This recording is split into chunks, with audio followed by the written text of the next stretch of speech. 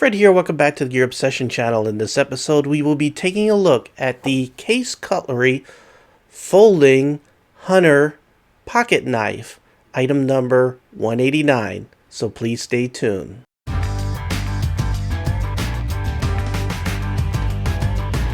Now to be honest, the reason why I got the case knife is because of, well, it's the fault of Krista Blade and Colonel Richard Hunter, aka Mad Bad Voodoo. You know, I watched a couple of their case knife videos, and when I finally came across a couple, I couldn't pass them up. Now, I got this at the Tractor Supply store, which was close, which actually just got built and is close to my house. So they had a knife display on one quarter of it is all these case knives. So for my first case knife, I picked the largest one they had. Now, there's something about a case knife. You know, something like that your grandfather might have had. It's kind of special, you know, and they're also considered kind of collectible. And I've been getting kind of nostalgic lately, so they have that classic look and design. So I just couldn't pass it up. So we'll go ahead and unpackage this, and you can see that it comes in a really nice tanned leather sheath. You can see on the back has a place for your belt. Very classic look, very rustic looking. I love it. I love it. And inside, it's wrapped in paper. So, you know, it's like stepping back in time. You know what I mean? Look at that. That is very, very nice. So I'm going to go ahead and bring the camera in a little closer, and we'll start taking a close look at it. So this knife is a large two-blade slip joint type of knife, and the blades have nail nicks in them. You can see there's a nail nick right there. And it's basically designed for people who hunt. And the reason why is because one of those blades is a skinner. So holding this knife, holding this knife is like just stepping back into the past. You know, something that your grandfather probably had. And these new ones seem to be crafted just like those old ones that some of you might have remembered. You could see just this wood and the silver nickel bolsters right here, and the craftsmanship. I mean, everything is nice and tight. You don't see any gaps or anything between the wood and the bolsters. Just really, really nice. It really just feels of high quality and craftsmanship. You can see the mirror finish back there on the slip joint springs right there. I'm very impressed basically right out of the box. So anyway, these things are handcrafted, so every single one of them is slightly different. I mean, you know, I can see when I hold this really straight that this is slightly off. It's not exactly flat. It's a little kilter to one side. You know, that's probably because these things are still being handcrafted. So every single one of them is different. So let's go ahead and go over these specifications. This is pretty heavy. It is 7.5 ounces.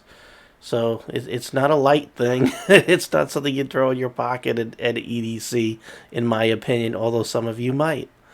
The overall length, when you open up one of these blades, which are both 4 inches, I gotta really back up here. Let me move this over a little bit. The overall length is 9.25 inches. That is a monster knife. We should just take a close look at that. You can see the brass inside there. Again, silver nickel bolsters.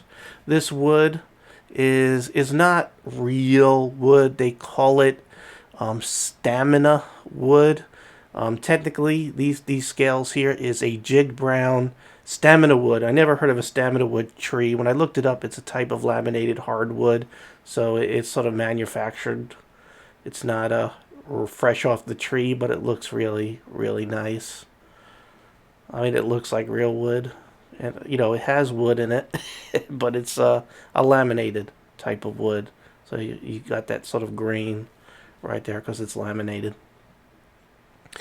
Now the blades, again, you could see they're.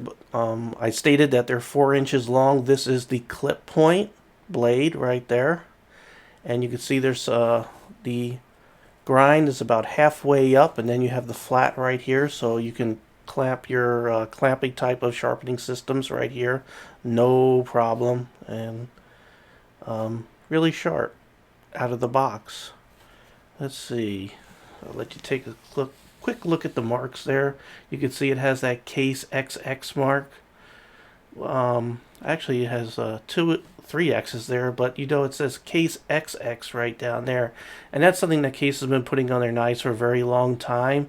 And from what I understand, is that way back when it was a way of they would put one X when it gets through one part of the heat treatment, and then they put the other X on there when it gets through the other portion of it, so they knew that the steel was properly heat treated. And speaking of steel, this is a stainless steel. They refer to it, a Case, as being true sharp surgical steel.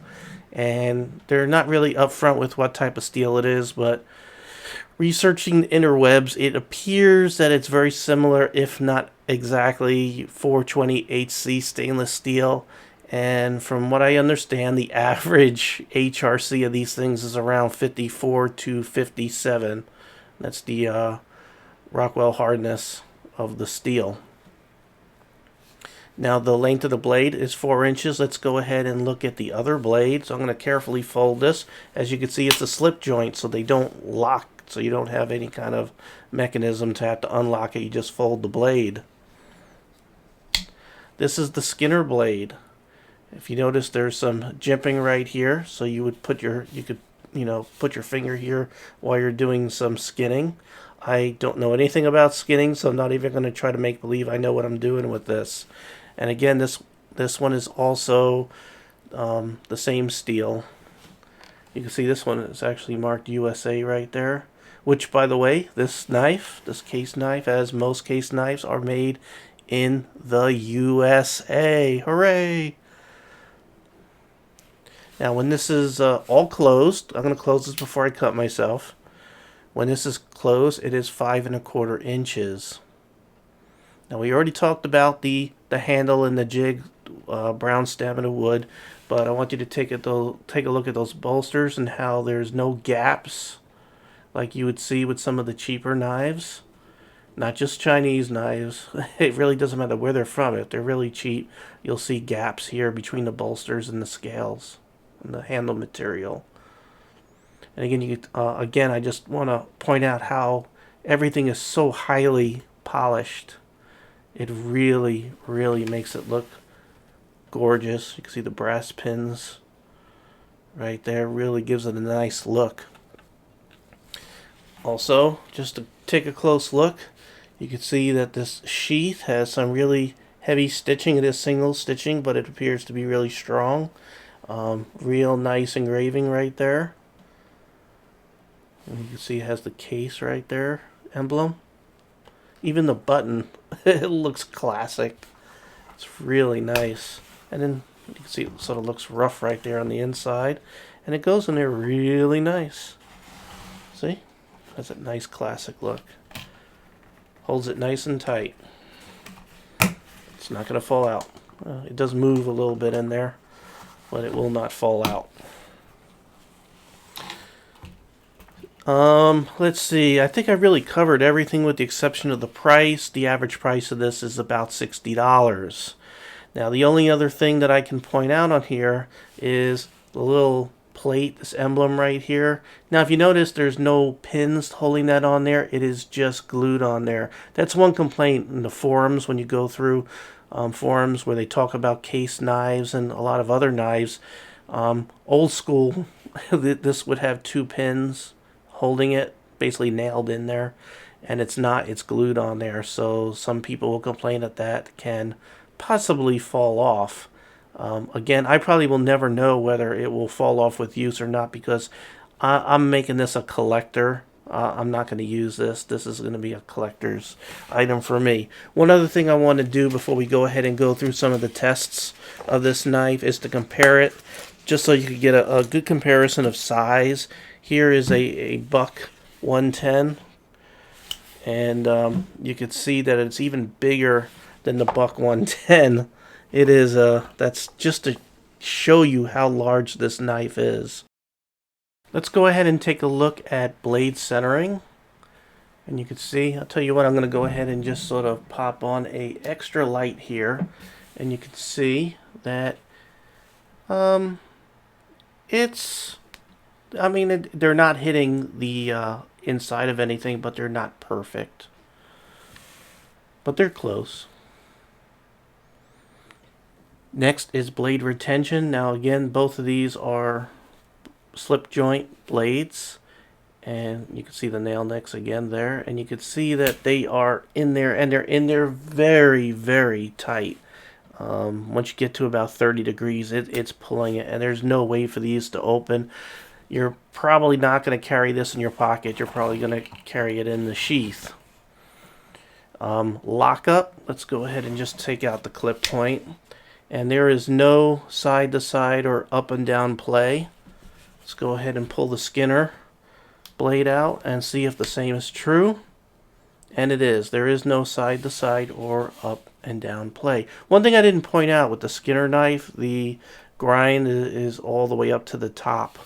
So as far as sharpening this one, your clamp-on systems may not work as well.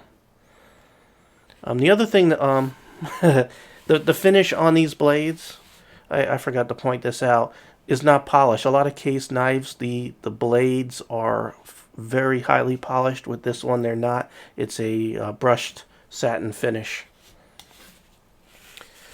Next is the paper cut test. Let's see how sharp this came out of the box. I just happen to have a piece of paper here, so we can go ahead and see if this is sharp. And that's a nice clean cut. There's no jaggets or jaggets. That's a new word here at the Gear Obsession channel. But there's no jaggies there. It's a nice clean cut. So it is pretty sharp. Do the nail test, and it does catch my fingernail there. So very, very, very sharp. Now I'm not going to do the wood stab test. This is not the type of knife that you would be stabbing wood with. It's a slip joint, so you got to worry about this folding up on your hand. So you don't, even though the clip point is a very good stabber, I don't recommend you stab things with this knife.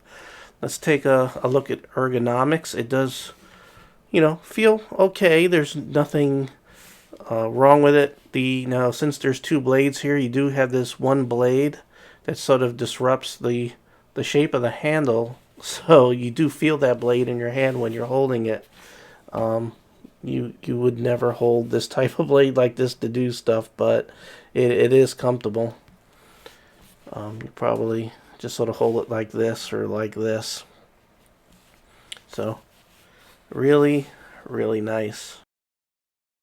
So this knife really does have a lot of pros going for it.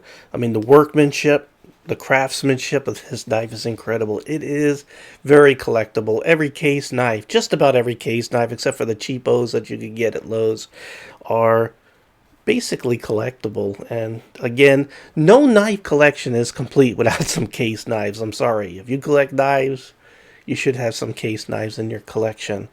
And the other thing it really has going for it, besides the collectability and workmanship, is this really nice sheath that also reflects some of the great workmanship that it looks like you get a case knives. Now, as far as cons, one thing that I'm having a hard time getting over is the blade steel itself. They do have better steels, but for $60, I would have liked to see something a little bit better than a 420HC type of steel. And this is, again, their true sharp stainless steel, surgical stainless steel. I just wish it was a little bit better, that's all. So because of that, I'm going to give this a 9 out of 10. So thank you very much for joining me here at the Gear Obsession channel. I really appreciate every friend, viewer, subscriber, and you. And I hope you have a really great weekend. Take care.